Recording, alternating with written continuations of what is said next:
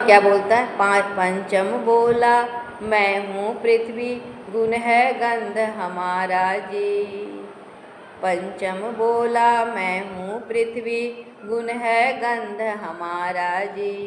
सेवक मम नासिका तुम्हारे, भरे मोद मन भारा जी।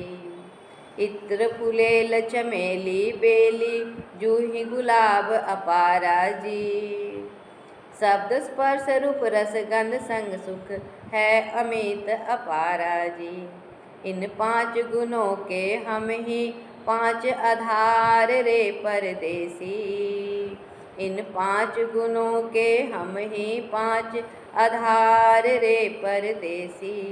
तू जगत पिता का प्यारा राजकुमार रे परदेसी।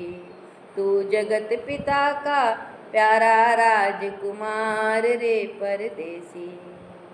अब पांचवा जो है वो बोलता है मैं पृथ्वी हूँ और मेरा गुण क्या है?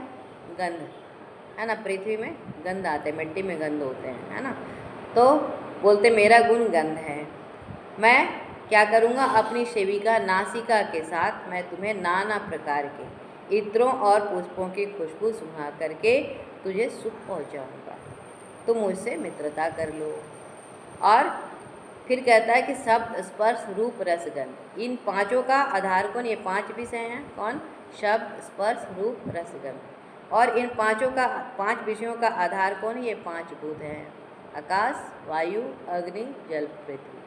आकाश का गुण शब्द है, वायु का गुण स्पर्श है, अग्नि का गुण रूप है, जल का गुण रस है और पृथ्वी का गंध। तो ये पांच के बिना जीवन में कोई आनंद नहीं है, ऐसा वो बताते हैं। तो पांच विषय अपने आधार पंचभूतों में ही ये निवास करते हैं। ये जो शब्द स्पर्श रूप रस गंध है, ये सब अपने अपने गुण यानी आकाश, वायु, अग्नि, जल, पृथ्वी में ही निवास करते हैं। ये पांचों से अलग अलग नहीं रह सकते। पांचों अपने अपने साथ में आकाश रहेंगे, वहाँ पे शब्द होंगे, वायु जहाँ होंगे वहाँ पे स्पर्श होगा। तो ये पंचभूत से अलग नहीं रह सकते हैं। तो पांचों जो है अपने अपने गुण का बखान करता है। और राजकुमार सुन करके फिर आगे क्या बताता है? सुना पांचों से मोह माया की बातें तू भरमाए गया।